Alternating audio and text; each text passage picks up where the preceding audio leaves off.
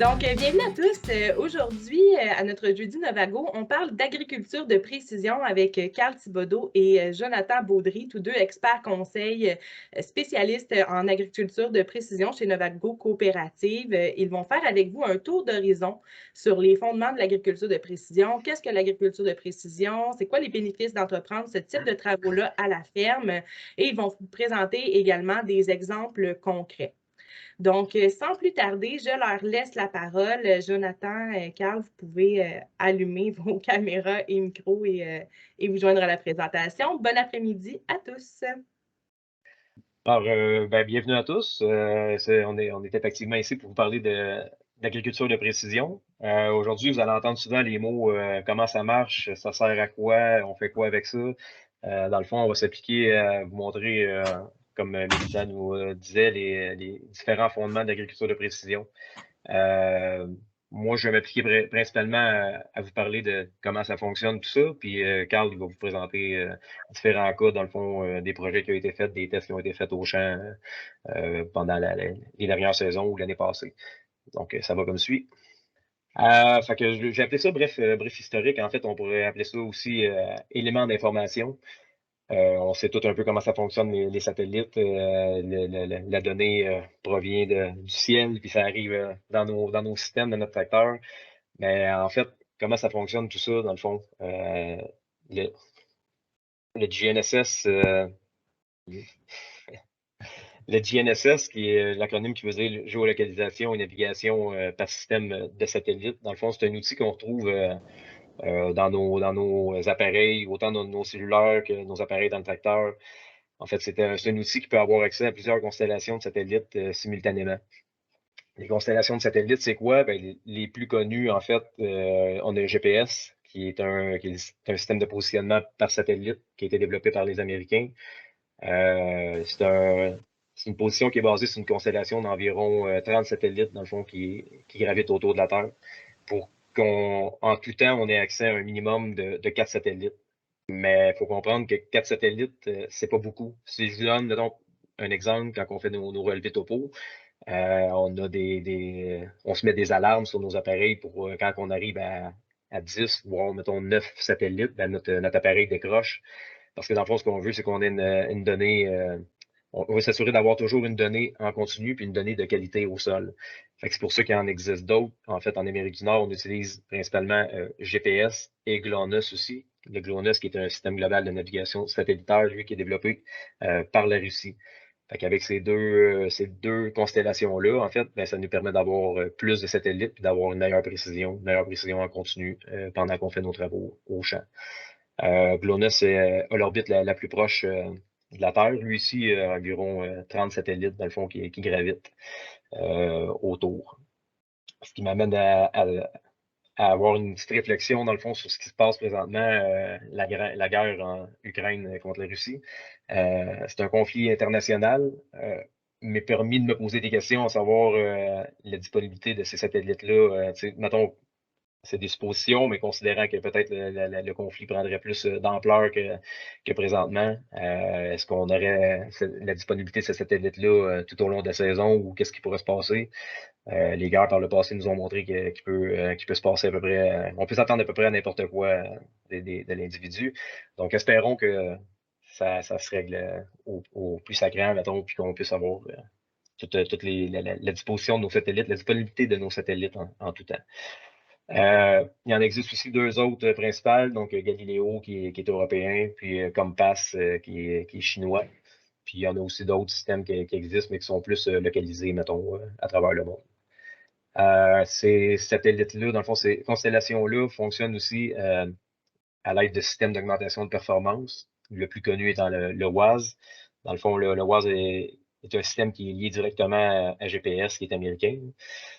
Ces systèmes-là ont été développés, dans le fond, pour nous offrir une meilleure précision au champ.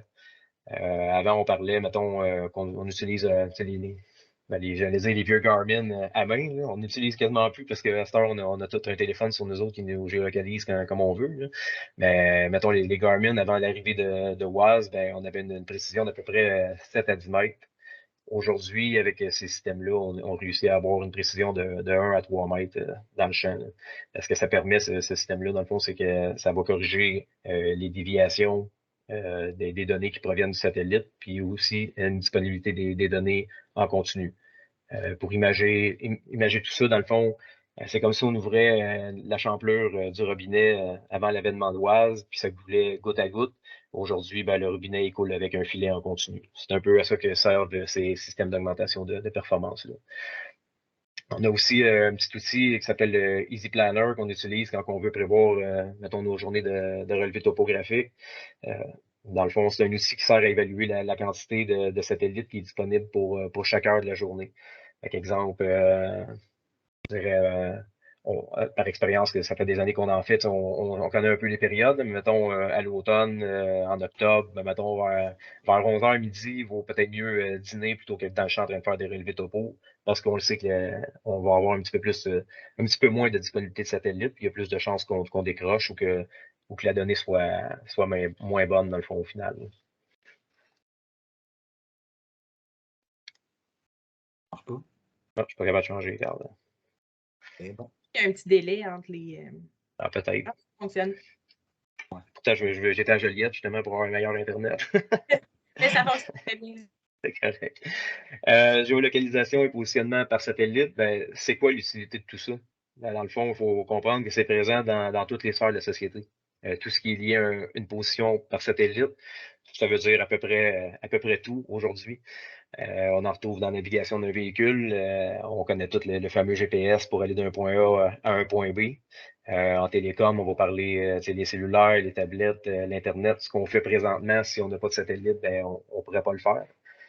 La construction puis les travaux publics, dans le fond, tout ce qui est arpentage, les plans de localisation, dans le fond, tout ce qui a une borne au sol est géoréférencé.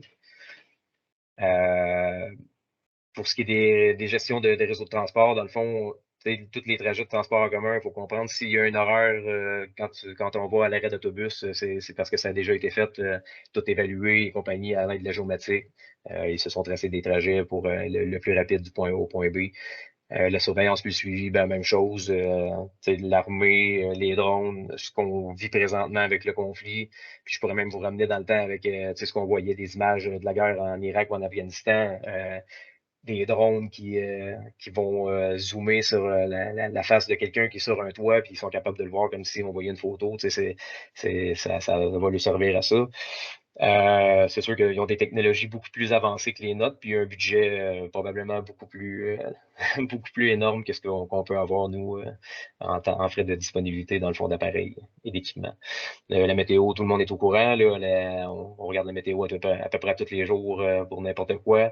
Mais tout ce qui est permettre de suivre, mettons, l'évolution d'une tempête, un ouragan qui va partir en plein milieu de l'océan, puis ils sont capables d'évaluer la trajectoire, ben, c'est à l'aide des satellites aussi.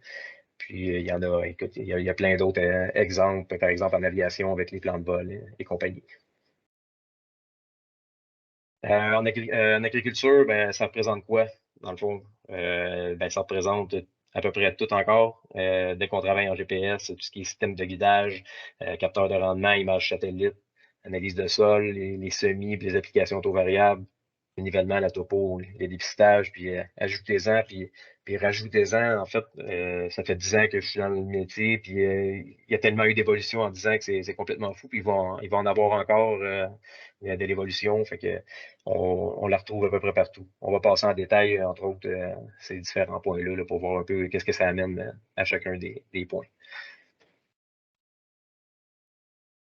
Donc, système de guidage RTK, ben, standard versus le RTK. Le RTK, c'est, comme je le disais tantôt, dans le fond, je vous parlais d'un GPS à main d'une précision de 1 à 3 mètres. Ben, le RTK, lui, il va nous donner encore plus de précision. On va être plus efficace dans nos travaux parce qu'il va nous ramener ça à une précision de 1 centimètre. Fait que dans le fond, la façon dont ça fonctionne, c'est pourquoi que c'est pas autant précis l'un comme l'autre. Ben, le Garmin, lui, il prend son signal directement du satellite. Fait qu'il il va subir, dans le fond, de l'interférence, des déviations entre la donnée qui part du satellite jusqu'au GPS. Tandis que le RTK, ben, comme on voit sur la photo, on a une base installée soit dans le champ ou ben, sur un silo à proximité des champs qui vont être travaillés. C'est cette base-là, dans le fond, qui va venir gérer puis traiter les données avant de les retourner au tracteur. C'est pour ça qu'on a une précision qui est de l'ordre d'1 centimètre dans nos travaux. Puis pour ceux qui l'utilisent, ben, quand on commence à travailler avec ça, il faut dessiner nos lignes AB dans le champ. Ça nous permet justement d'aller en ligne droite puis d'éviter l'overlap, tout ce qui est les croisements dans le fond entre nos passages. Comme on l'écrit, les contrôles de section, c'est l'exemple parfait. Dans le fond, quand on vient pour aller faire un arrosage dans un champ, on n'a pas tous des champs hyper parfaits, rectangulaires. Fait que quand on vient pour arriver sur le bord du champ et que c'est en diagonale, mais que nos bus commencent à se former par elles-mêmes, c'en est un très bon exemple, dans le fond, de ce que ça peut nous apporter travailler par GPS. Puis on parle de faire 20% moins de croisement avec un GPS. Ben, je vous dirais que c'est la réalité, là. Si je prends comme exemple, dans le temps, la coop était équipée d'un semoir sur notre gator, dans le fond, pour aller faire de l'épandage du semis, en fait, de trèfle dans le blé. Puis on le faisait à la vieille méthode, fait qu'on partait puis on essayait de suivre nos roues de 4 roues dans la végétation. Puis selon la largeur de ce qu'on semait, ben on essayait d'y aller du mieux qu'on pouvait, en fait. Puis c'était pas parfait, mais c'était quand même mieux que rien. Puis ensuite, on s'est équipé dans le fond d'un système Raven. Fait que, pour ceux qui connaissent ça, c'est un système qui nous permet de peinturer le champ là, au fur et à mesure qu'on passe. Encore là, c'était très bien, c'était de travailler avec plus de précision, mais c'était pas un système qui était parfait nécessairement, parce que pour ceux qui l'ont utilisé, conduire en ligne droite puis essayer de peinturer le champ à 100%, je vous lève mon chapeau si vous étiez capable. Il y a toujours des croisements où, dans le fond, on manquait des zones parce qu'on déviait dans le champ où on s'en rendait pas compte. Fait que c'est tout ça pour dire que les systèmes de guidage d'aujourd'hui sont loin, sont très loin, ils sont plus utiles, dans le fond, puis permettent de travailler avec une précision incomparable au champ. Avec les capteurs de rendement, ben, à quoi ça sert, dans le fond? Ben, on va voir le rendement après la récolte. Ça nous permet de cibler nos zones qui sont problématiques. Puis, ben, dès lors, quand on connaît nos zones problématiques, on peut essayer de déterminer qu'est-ce qui fait qu'ils sont problématiques, ces zones-là. On peut superposer des zones multi-années. Fait que plus qu'on a de cartes de rendement, plus qu'on est capable d'aller définir plus précisément nos meilleures, nos moyennes puis nos mauvaises zones de rendement. Puis je parle de calibrage d'équipement, je pense que j'en ai parlé à chaque présentation que j'ai faite, mais on en parle souvent, mais par expérience, je sais très bien que c'est pas fait partout. C'est pas nécessairement la fin du monde, mais quand on travaille ou qu'on veut travailler en précision, ben le maudit, on veut de la donnée précise. Fait que c'est préférable de voir quand même à bien calibrer l'équipement avant de rentrer dans le champ avec la batteuse. Pour ce qui est des images satellites, notre plateforme avec connexion, dans le fond, nous offre des images 4 à 6 jours d'intervalle entre les différentes images. Ça aussi, on peut s'en servir exactement comme les cartes de rendement, dans le fond, pour cibler les zones problématiques ou encore faire du suivi de la végétation. Dans le fond, ce que nous donne l'image satellite, c'est un NDVI, c'est un indice de développement de végétation. Fait que ça nous permet de suivre l'évolution à travers la saison. Puis aussi de faire des prévisions de rendement. Carl a fait des tests au courant de la saison dernière pour des essais dans le maïs en silage, dans le fond, qui étaient très prometteurs. Si vous avez besoin de maïs en silage pour nourrir vos bêtes, puis que vous prévoyez avec les images satellites manquer peut-être de maïs en silage, bien, ça vous permet de peut-être aller en chercher ailleurs. Je ne m'étendrai pas plus sur le sujet parce que c'est pas moi, puis c'est Carl qui a fait les tests, mais si vous avez des questions, vous pourrez vous référer à lui. J'ai vu sa présentation, puis c'était quand même vraiment très intéressant. Là. Encore sur les images satellites, dans le fond, je veux vous montrer un peu l'équivalence entre les deux. On a le capteur de rendement, puis on a l'image satellite à côté. On peut voir qu'il y a une similitude assez flagrante entre les deux. Dans le fond, voyons, qu'est-ce que je voulais dire? L'image satellite, en fait, on peut s'en servir. On sert généralement de l'image de la mi-août ou de la fin août. C'est une image, dans le fond, qu'est-ce qui va être représentatif de la culture qui serait présente dans le champ, dans le fond, à la récolte. Dans les deux cas, comme je disais, on peut faire des superpositions de cartes qui viennent du capteur de rendement, année après année. On peut faire la même chose avec les images satellites. On peut superposer aussi des images, prendre dans le gap que je vous donne, dans le fond de la mi-août à la fin août, puis les superposer année après année pour voir, aller chercher plus précisément encore, et nous créer des ondes de rendement. Dans le fond, je veux vraiment mettre l'accent là-dessus, les années de maladie de sclérotinière, dans le fond. Si on prend le capteur de rendement en fin de saison, ben, généralement, la maladie va avoir pris dans les meilleures zones de rendement parce que la végétation est plus dense, puis ça facilite la propagation de la maladie, évidemment. Là. Fait que quand on arrive à récolte puis qu'on analyse froidement une carte de batteuse, ben ce qu'on a sous les yeux, ça va nous permettre d'établir, de dire mais ces zones-là sont des mauvaises zones de rendement. Quand dans le fond, c'est des zones à très fort potentiel de rendement. Là. Avant que la maladie pogne, c'était très bon ce qui poussait dans le champ. Fait que c'est là où l'image satellite va embarquer, puis qu'on va pouvoir analyser l'image satellite, en fait, puis dire la réalité du champ était ce qui était au mois d'août, puis la maladie qui est arrivée par après est venue nous scraper un peu notre zone à bon potentiel. Fait que je voulais vraiment attirer votre attention là-dessus. Dans le fond, c'est de faire attention quand on analyse nos différents outils ou les différentes cartes avec lesquelles on travaille, l'image satellite peut être très, très fidèle, même si on n'a pas accès à des capteurs de rendement ou des cartes de batteuse. Connaître ces zones de rendement, ben, ça sert à quoi? Ça permet d'établir le potentiel d'un champ année après année, puis cibler les zones problématiques. Dans le fond, ça sert à quoi? Ça sert à déterminer les différents facteurs, que ce soit une carence dans un élément essentiel, que ce soit de compaction, du mauvais égouttement ou un mauvais drainage. Dans certains cas, on peut partir dans le champ avec notre pelle, puis aller faire des profils de sol pour analyser les différents horizons, puis aller chercher davantage d'informations. Puis on fait quoi avec ça? Ben, dans le fond, ça nous permet de mettre plus d'azote dans les zones à meilleur potentiel, puis à faire des semi-ATV ou encore à faire des analyses géoréférencées.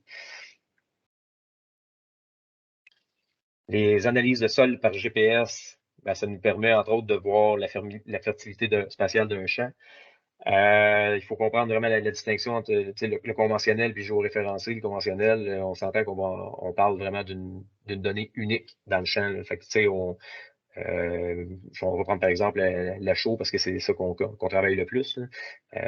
Si votre donnée dans le PAF vous dit de mettre 3,1 tonnes de chaux à l'hectare partout parce que c'est ça que votre boîte d'analyse vous disait. Une analyse sur 10 hectares, ça reste une analyse unique. Ça reste que c'est pas nécessairement représentatif de ce qu'on retrouve dans le champ. Puis l'image qu'on voit là est quand même assez flagrante.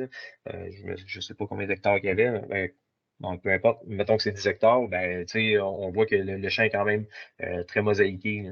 Ça, c'est un échantillonnage au référencé. Fait que si on veut travailler en précision, ben, on va aller chercher un maximum de données pour pouvoir travailler en précision. Puis, dans le fond, en géoréférencé, on a deux principales types d'analyse. On parle souvent d'analyse par grille, dans le fond, où chacune de nos grilles va mesurer 1 hectare, on va appliquer des points dans chacune des grilles.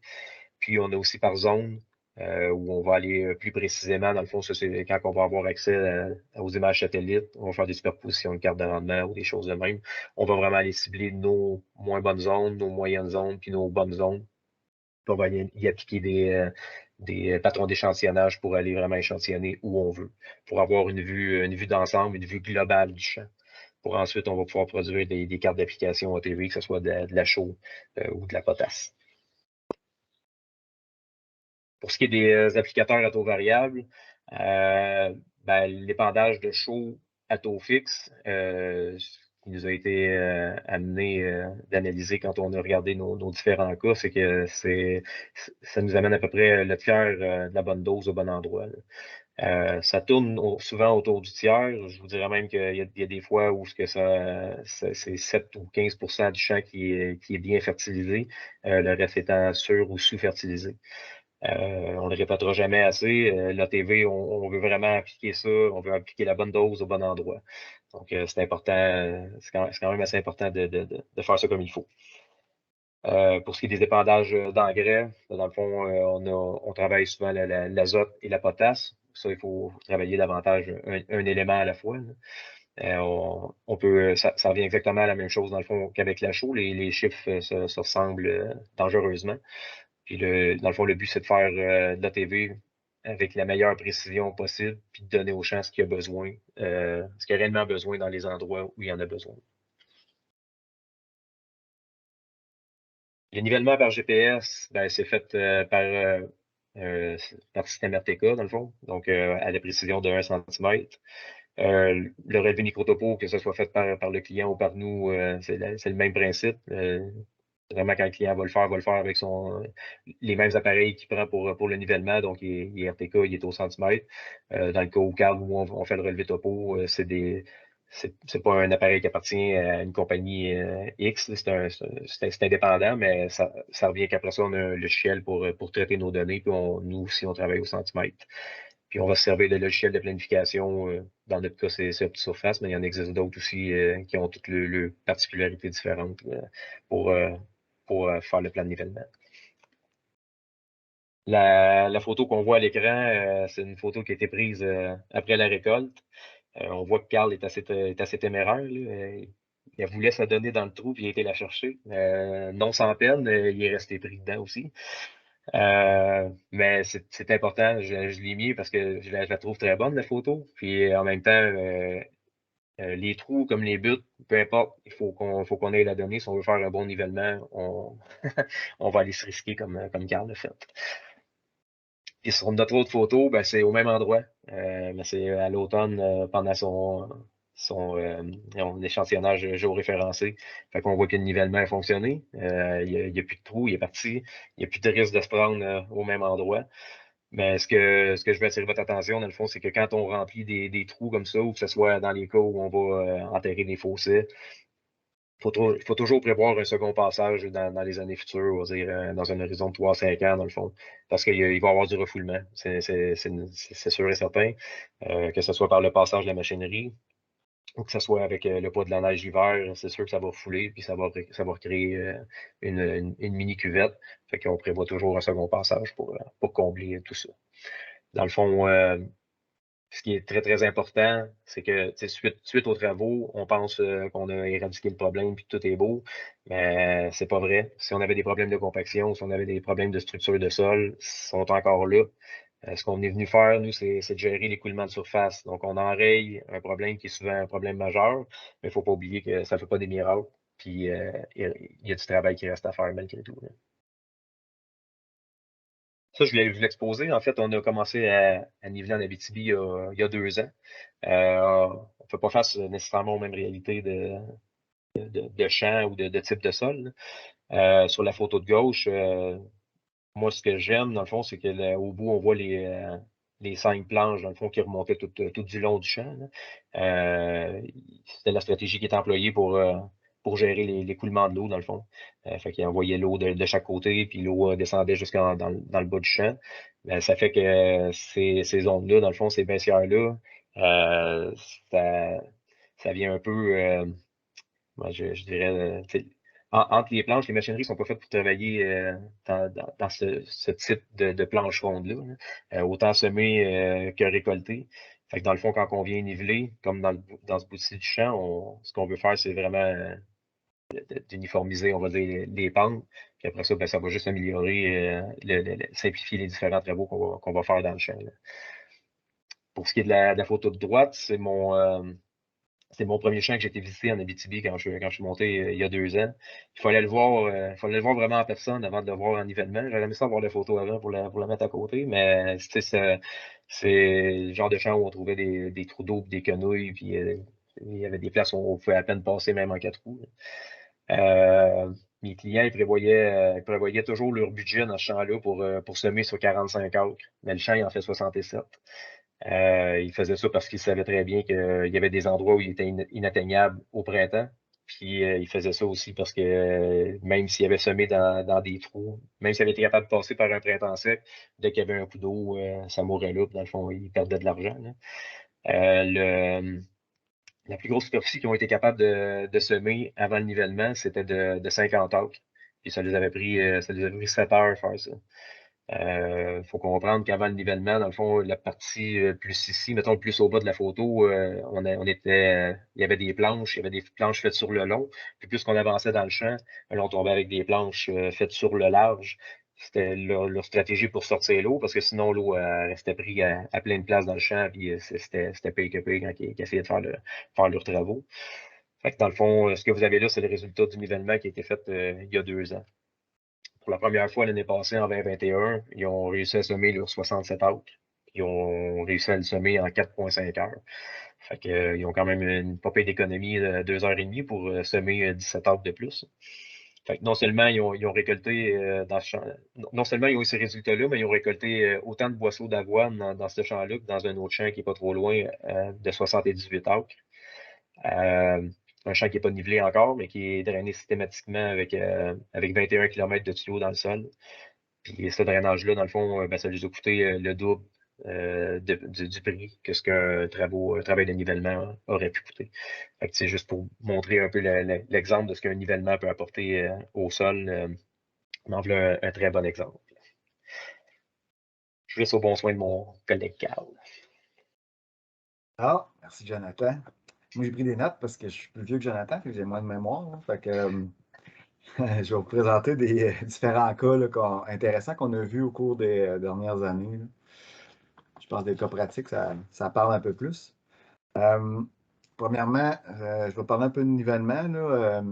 Toujours difficile d'évaluer l'amélioration des rendements là, qu'on obtient là, parce que d'une saison à l'autre, pour une même culture, là, on peut avoir, exemple, du maïs à 8 tonnes une année, 10 tonnes l'autre année, puis 9 tonnes une autre année, puis c'est le même champ, on n'a rien changé.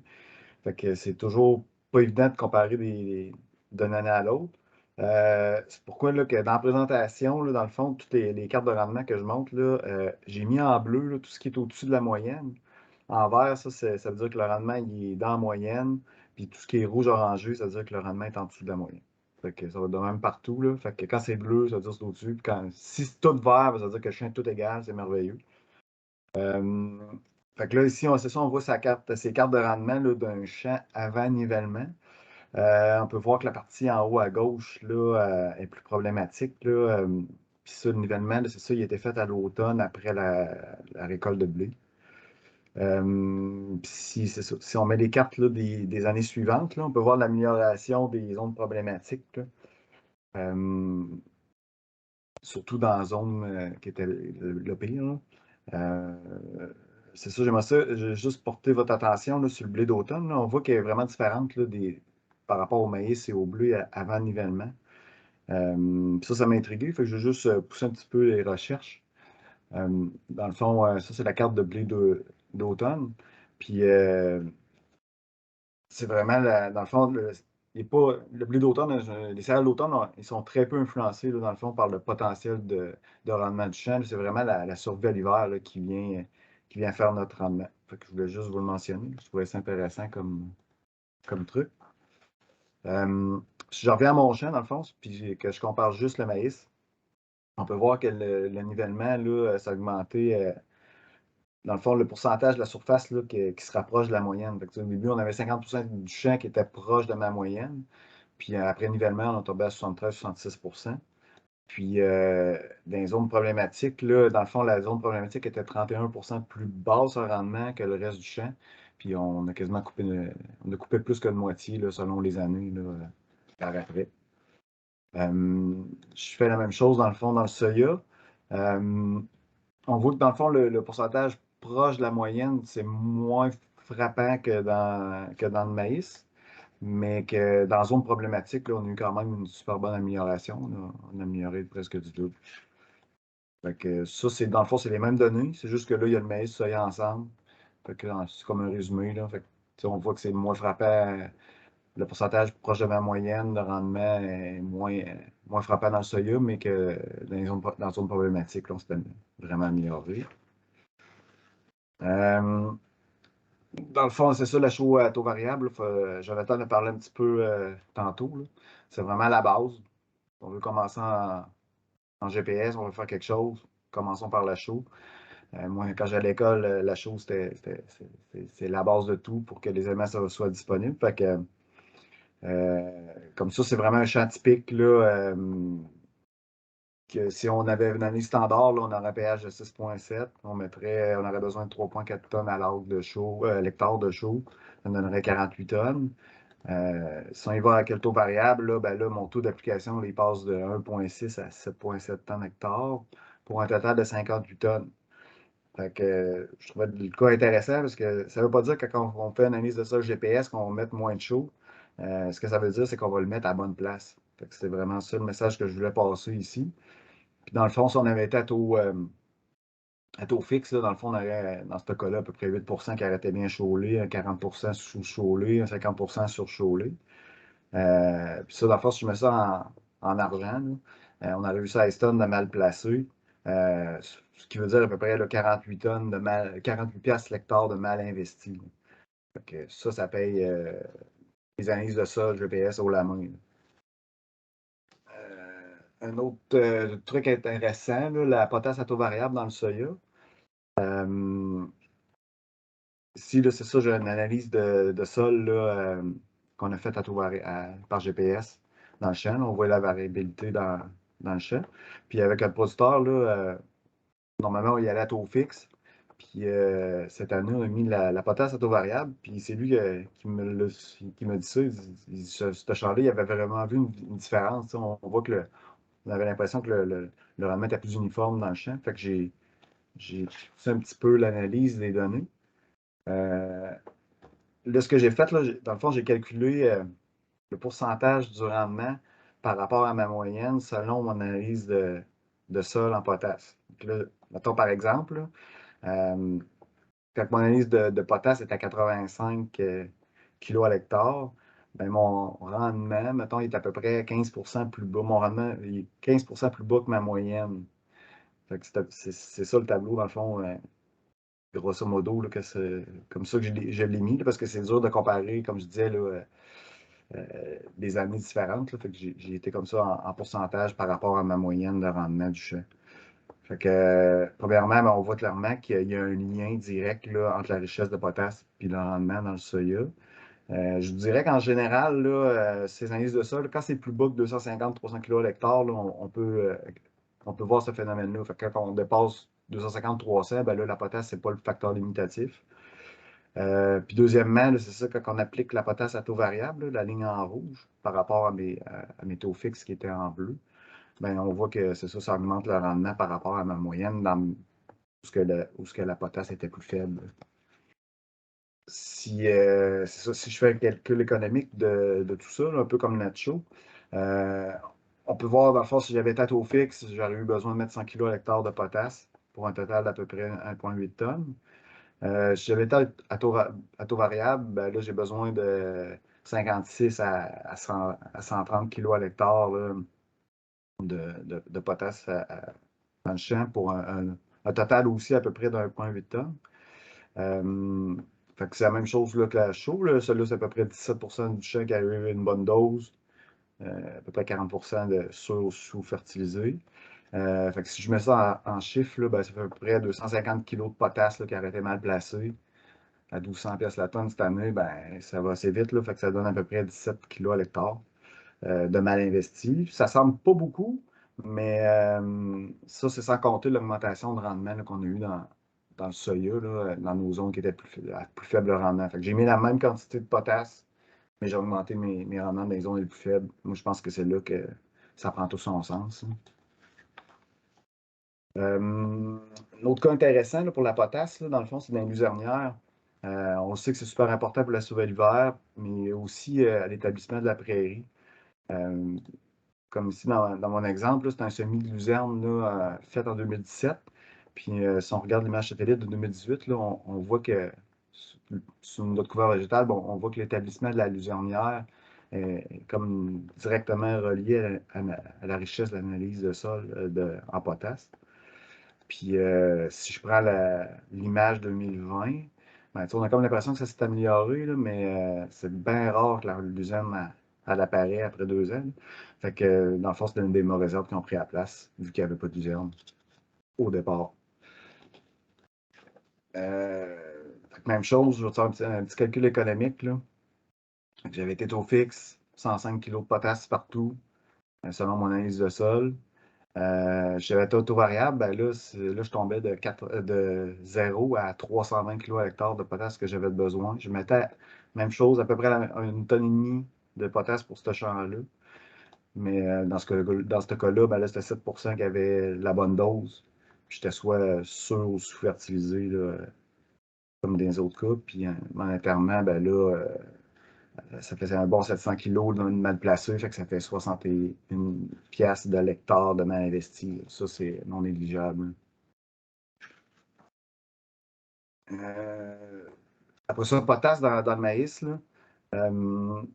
C'est comme dans le soya, là, je vais cliquer, c'est ça, on voit qu'il y a un lien direct là, entre la richesse du sol puis l'influence sur le rendement. C'est ça, la réponse là, à la potasse semble moins grande que dans le soya. En tout cas, moi, c'est selon mes observations. Là, dans le soya, c'est assez direct, là, je pense, la réponse. Là. Mais dans le maïs, ça dépend peut-être de l'année. C'est moins direct. On voit quand même qu'il y a une tendance. Là. Fait que je voulais juste le mentionner. Là, que ça peut être quand même intéressant de le faire quand le champ, je pense, un beau champ qui est tout droit, puis c'est peut-être la dernière chose à corriger. Ça peut être intéressant de regarder cette piste-là. Maintenant, c'est ça, je vais parler de l'azote à taux variable dans le maïs. Là. Dans le fond, dans l'azote, dans le maïs, là, pour connaître notre dose d'azote, ce n'est pas une question d'analyse de ça, c'est vraiment une question de potentiel de rendement. Fait que c'est ça dans notre potentiel, c'est ça qui nous dit que la dose qu'on va mettre. Dans le fond, pour faire ça, ben, on va utiliser soit des cartes de rendement de batteuse ou d'images satellites, là, comme Jonathan disait. Un gros minimum de 3 ans de carte, là, mais idéalement 5. Là, puis, sur, mettons, Ag Connexion, là, on a 6 ans de carte d'images satellites qu'on peut utiliser. Fait que ça, c'est pas un problème si on veut le faire à partir des images. Dans le fond, plus qu'on a d'années, ben, plus grande que notre précision. Ça, c'est un exemple là, de zone de rendement dans un champ de maïs. Là. Dans le fond, c'est les lignes noires. Mettons, si je zoome les zones, là, on voit que chacune des zones là, a vraiment des rendements différents. Là. Fait que, moi, quand je fais mes cartes, je n'ai pas utilisé un ratio. Là, exemple, mettons, ma zone moyenne, là, à peu près 50% du champ. Puis mes zones à faible potentiel et haut potentiel, je donne à peu près 25% du champ. Là, pour pas non plus accorder trop d'importance aux moins bonnes zones et aux zones les plus élevées. Là. C'est un ratio que j'aime bien utiliser. À date, ça donne des bons résultats.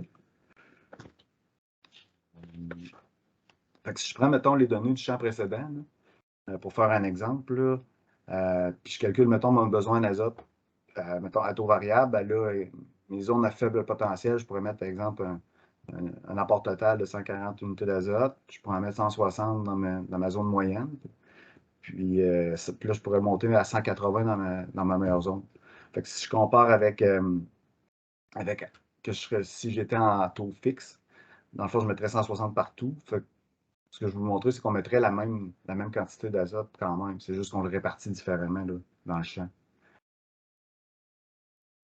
Puis, c'est ça. Fait que dans le fond, à partir de ça, là, ce que j'ai fait une analyse de données de rendement là, sur une bonne dizaine de champs, qu'on avait des cartes de rendement, qu'on avait fait des applications à taux fixe pendant plusieurs années, puis on a fait une application de taux variable.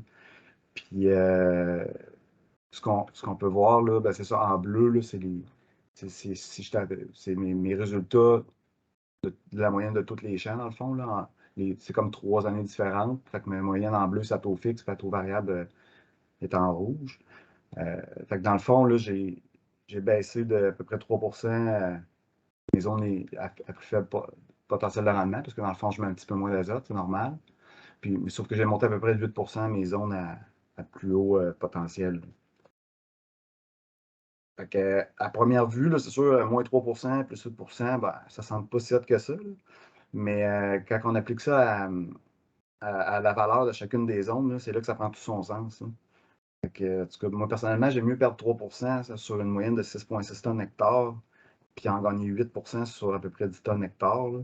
Parce que si on met ça en chiffre, là, avec du maïs à 300$ la tonne, là, ben, j'ai utilisé la même quantité d'engrais, je n'ai pas mis plus, j'ai juste mis à la bonne place, puis ça me donne en moyenne, sur mes champs, 175 kg à l'hectare direct dans mes poches. Fait que c'était vraiment le message que je voulais passer, là. Ça, c'est accessible à tous. Pas obligé d'avoir des images satellites. C'est sûr, ça prend un épandeur à taux variable, là, mais si vous avez accès à un épandeur à taux variable, ben, on peut vous sortir des cartes puis le faire. Vous avez 2 champs, on peut le faire à la carte. Là. On peut sortir des cartes juste pour 2 champs. Ça ne prend pas le kit complet. On peut vous vendre juste 2 cartes puis that's it, là. Fait que profitez-en. Fait que là, c'est ça, je vais pousser un petit peu plus loin les observations. Là. Je sais que les semis à taux variable, c'est pas pour tout le monde. Là. Je veux quand même vous montrer le potentiel. Là. Dans les semis de soya, là, c'est comme dans l'azote, dans le maïs. Là. Dans le fond, c'est le rendement potentiel du champ là, qui nous dit que le taux de semis est utilisé. Là. Dans le fond, on sème moins fort nos meilleures zones parce que généralement, le soya devient plus gros, plus grand. Fait que là, on veut diminuer notre risque de maladie en diminuant notre population. Puis on veut laisser le soya s'exprimer au maximum. Puis dans le fond, dans ces zones-là, ce qu'on s'attend, c'est à garder le même rendement, mais avec moins de semences. Fait qu'on veut maintenir le rendement, mais on veut utiliser moins de semences. Puis, dans le fond, la semence libérée, là, ben, elle nous sert à augmenter le taux de semis de nos zones à plus faible potentiel, que les autres, souvent, les plants sont plus petits. Fait qu'on veut mettre plus de population pour. Puis là, dans ces zones-là, ce qu'on veut, c'est augmenter notre rendement. Là. Aller chercher un petit peu plus de rendement dans les zones qui sont moins bonnes. Si je fais un exemple avec le champ que j'avais en image, là, ben, où ce que mes zones sont à faible potentiel, ben, je pourrais monter, exemple, à 400 000 grains à l'hectare, puis ma zone moyenne 350, ma zone élevée à 300 000 grains à l'hectare.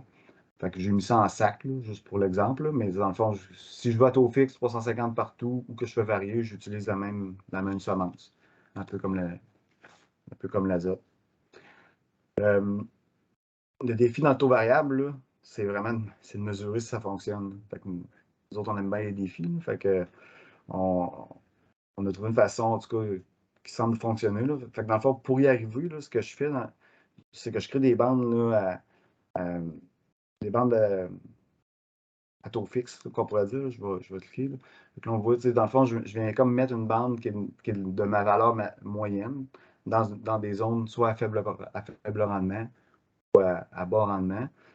Fait que là, ça me permet, c'est comme si j'avais une bande qui est semée à taux fixe au travers. Fait que là, je peux comparer, est-ce que le fait de monter ou baisser ma population de semis, est-ce que j'ai un gain à faire ça dans une zone qui est différente des autres, dans le fond? Fait que si on regarde la zone en rouge, dans le fond, le fait d'avoir augmenté notre taux de semis dans ce cas-là, là, ben, ça nous a permis d'augmenter le rendement là, par rapport à mon témoin là, qui aurait été, si j'avais semé tout à taux fixe. On voit que c'est super intéressant. Puis, dans mes zones de haut potentiel, ben, le fait de laisser mon taux de semis, de diminuer mon taux de semis dans mes meilleures zones, ça n'a pas vraiment diminué mon rendement. Fait que c'est super intéressant. J'ai pas de données encore avec avoir une année de sclérotinia, parce que ça fait quand même plusieurs années qu'on n'a pas eu de grosses années de sclérotinia, en tout cas dans ma région. Fait que c'est sûr que l'année qu'on aura des grosses années de sclérotinia, ben là, peut-être qu'on aura un gain de rendement là, par rapport à notre zone témoin là, qui va être semé plus fort. Fait que ça reste à valider. À toi, Jonathan. J'allume mon micro. Avant toute chose, dans le fond, le cas que je vais vous présenter là, c'est des ateliers semis en grains à l'autre. Fait que versus les chiffres à carte, ça va être un petit peu plus petit comme chiffre. Il y a une raison à ça. Dans le fond, les paramètres dans vos systèmes sont tous différents. Certains travaillent en hectares, d'autres travaillent en acre, comme il y en a qui travaillent en pied, puis d'autres qui travaillent en mètres. Là. Donc, avant de faire des cartes ATV, ben, on doit toujours s'assurer des unités du système qui est dans votre tracteur, dans le fond. Sinon, vous allez trouver que vous allez semer des zones vraiment très fort où il n'y aura pas grand-chose qui va pousser dans le champ. Là.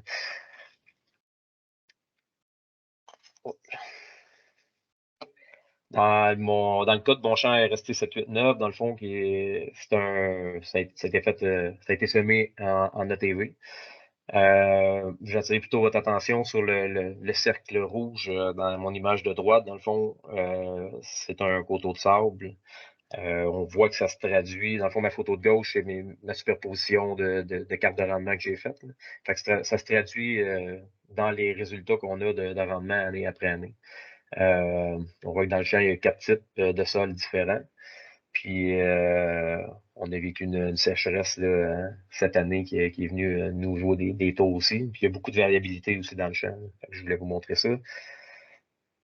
Puis ici, on a en fait le capteur de rendement 2021, dans le fond. Les résultats, on voit encore la même zone a été impactée énormément. Là. On voit que la variabilité dans le champ, dans cette zone-là, on a eu des rendements de 5,24 tonnes à l'hectare, jusque dans nos meilleures zones à 13,2 tonnes à l'hectare, pour une moyenne totale de 9,15 dans le champ au complet. Là. Dans le fond, on fait vraiment face à une situation où le type de sol ici est venu nous jouer des tours, puis la sécheresse aussi. Fait que le coteau de sable plus la dame nature qui n'a pas été fine, ben, ça a fait chuter notre moyenne drastiquement dans le champ.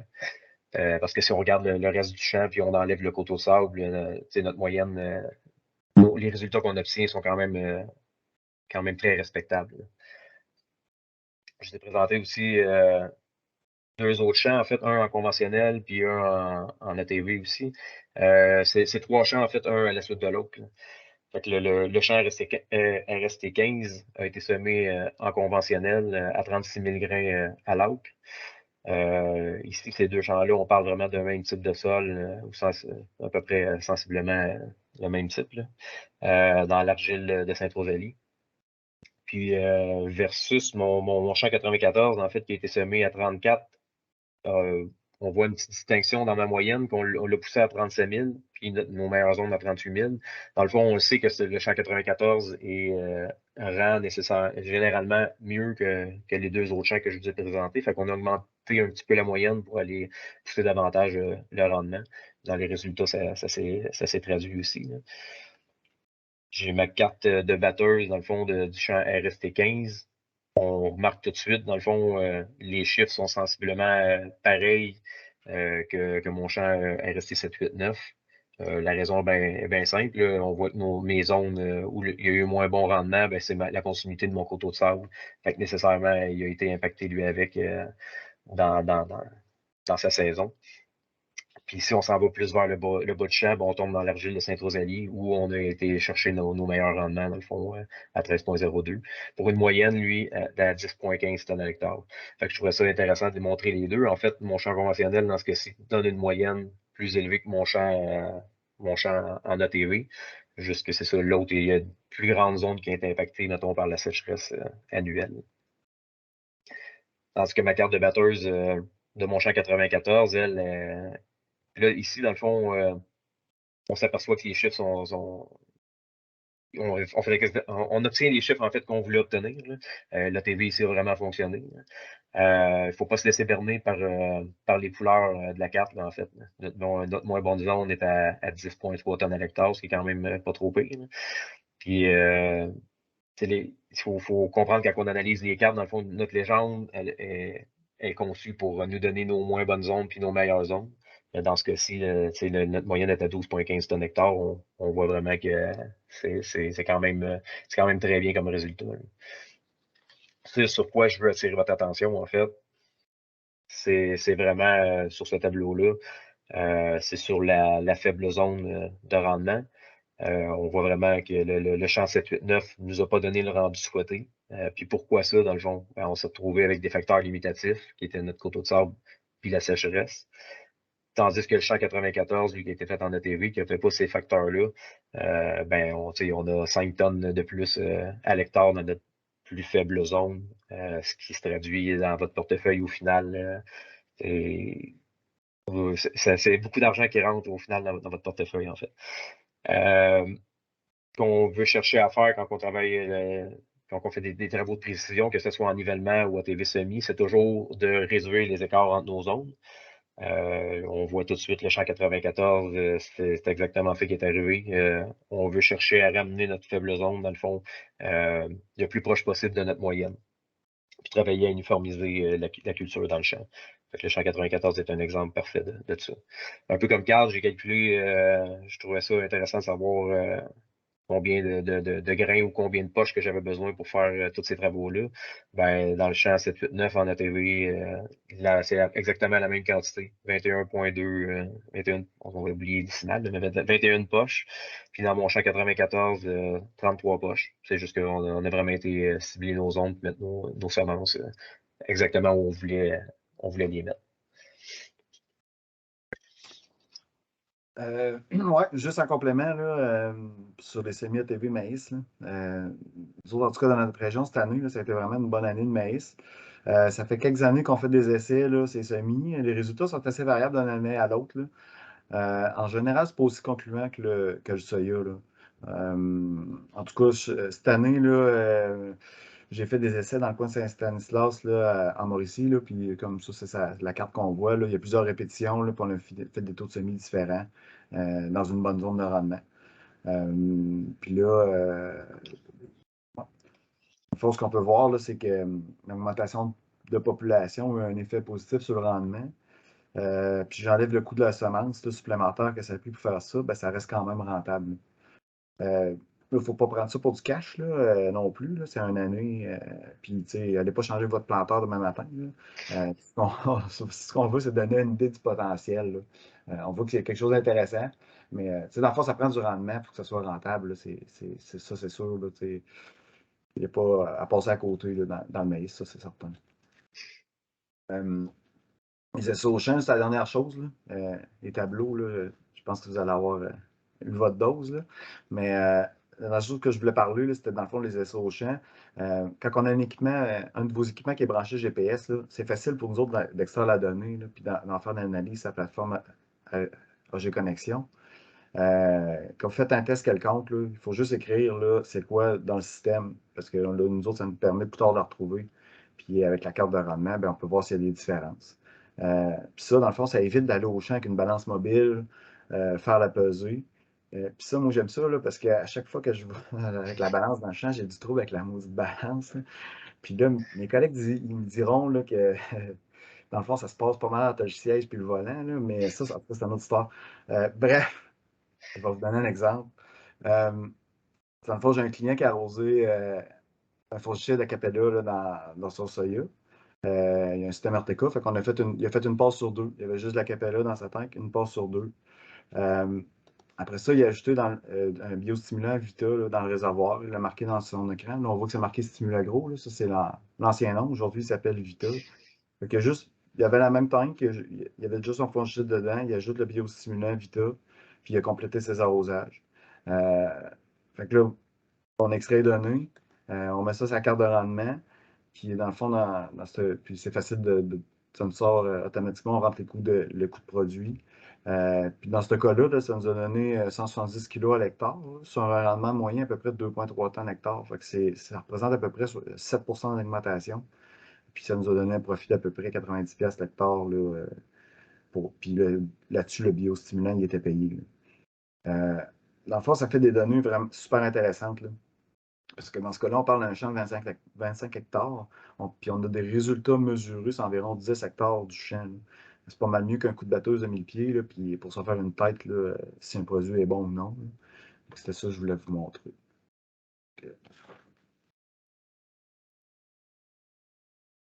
Oui, moi, en résumé, dans le fond, ce qu'il faut comprendre, c'est que les analyses de sol, GPS, on va s'en servir, entre autres, pour faire de la chaux ATV, puis de la potasse ATV. Puis c'est aussi possible de faire sans carte de rendement. Dans le fond, ce qu'il faut retenir de tout ça, c'est que les analyses de sol GPS, c'est disponible à tout le monde. C'est que vous soyez équipé de GPS ou non à la ferme, c'est un des seuls travails de précision que vous avez accès sans avoir le matériel requis. Parce que de toute façon, ils sont rares ceux qui sont équipés de disques pour répandre la chaux.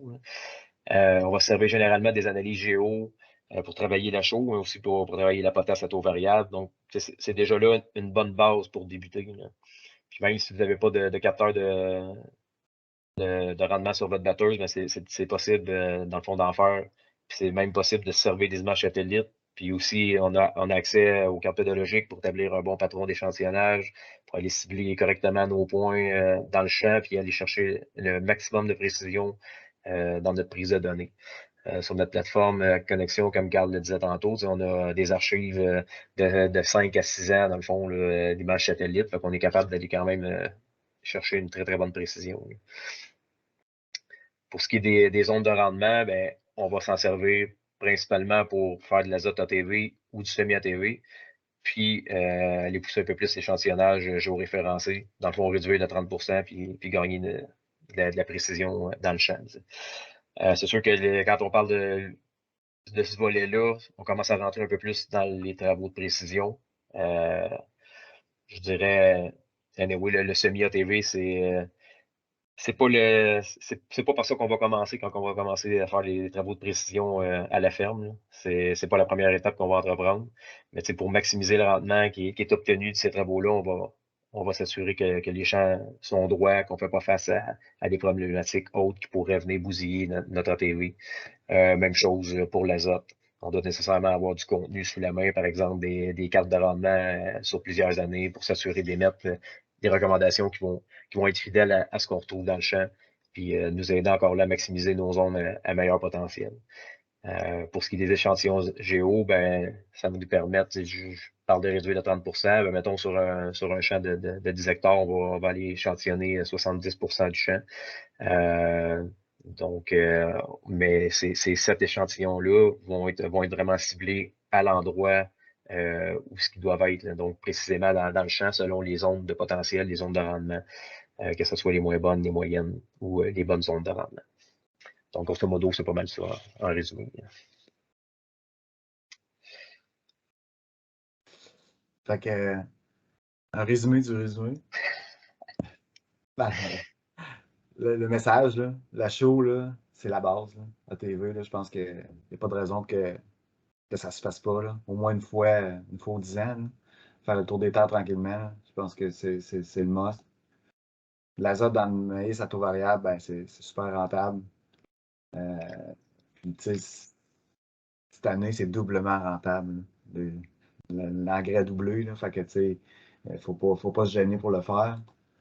La potasse à taux variable, ben, c'est un must dans l'usine. C'est super prometteur dans le soya. J'ai marqué Beauchamp, comme je disais tantôt, c'est sûr, s'il y a des quenouilles et des canards dans le champ, c'est sûrement pas votre facteur limitatif du champ. C'est quand le champ est beau et ça va bien, ben là c'est là qu'on peut pousser, puis exemple, aller avec de la potasse à taux variable. Semi-ATV, ben, c'est parfait pour le soya, c'est prometteur dans le maïs, puis toujours avec de l'azote. On ne peut pas monter le taux de semis si on ne monte pas l'azote qui va avec. On monte l'azote, puis après ça, si on veut pousser plus loin, on monte le taux de semis. C'est vraiment ça que le message aujourd'hui qu'on voulait vous passer. Derrière des questions. Hey, merci les gars, c'était super, super intéressant. Mon Dieu, je ne sais pas si vous étiez timé, là, mais vous avez rentré ça Pas pire, hein? dans une heure. Vous étiez vraiment efficace pour tous les sujets que vous avez couverts. Je pense que j'avais quelqu'un qui avait la main levée. En tout cas, si vous avez des questions, vous pouvez soit les poser via le clavardage ou utiliser le pictogramme de main levée. Là. La parole est à vous. Je pense que c'était Sylvain qui avait la main levée. Je ne sais pas si c'était une erreur ou si c'était voulu. Mais gênez-vous pas, dans le fond, via le. Même moi. Hein? C'était une erreur? Ou c'était voulu? Non, c'était pas une erreur. Ah, OK, parfait. Allez-y, Sylvain, la parole est à vous. Oui, bien, c'est ça. Pour l'azote à taux variable, dans le fond, tu sais, veux pas sur les analyses de sol, on ne l'a pas. On se fie sur les rendements des années précédentes, tout ça. Y a-tu, comment je te dirais bien ça? Test de nitrate, en faites-vous? C'est-tu fiable? C'est-tu trop long? Qu'est-ce qu'on peut faire pour rendre ça le plus précis possible? Je vois. Mais je te laisse aller, Carl, c'est ton domaine. Bonne question, mais test de nitrate, on n'en fait pas vraiment. Ben, pas pour l'instant, là, tu sais. Parce que le problème de ça, c'est souvent, tu peux mesurer. Ça change bien vite, ça, je ne te cite pas là-dessus. Là. Quand tu prends une mesure, mettons, cette semaine, puis dans 3 semaines, ça va être bien différent. Mais parce que ça va être minéralisé, ça peut se faire lessiver. L'azote, c'est de l'azote, là. C'est plus mobile que le reste, là. Mais c'est pas du phosphore, mettons. Mais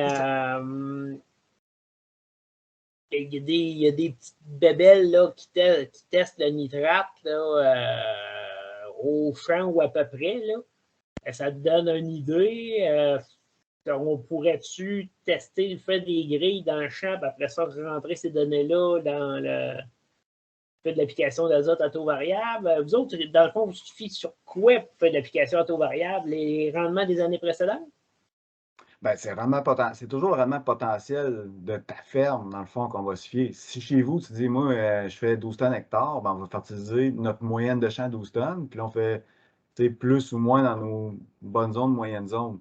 De ton test de nitrate, ce qui serait intéressant, si tu dis, moi, OK, je sais pas, la zone moyenne est à 160 d'azote, ben là, si tu dis, je fais un test de nitrate cette année, ça minéralise à mort. Fait que là, au lieu de revenir, par exemple, tu as prévu de revenir, mettons, avec, je sais pas, n'importe quoi, là, mais mettons 100 unités d'azote, ben là, tu dis, hey, ça minéralise au bout, mes fumiers travaillent au fond, j'ai pas besoin, dans les verts, j'en ai moins besoin. Au lieu de mettre 100 dans ma zone moyenne, je vais me diminuer peut-être à 75, à 60 unités, mais mon ratio reste le même. Là, je vais juste diminuer. Ça me permettrait de valider cette année-là qu'est-ce que je veux mettre.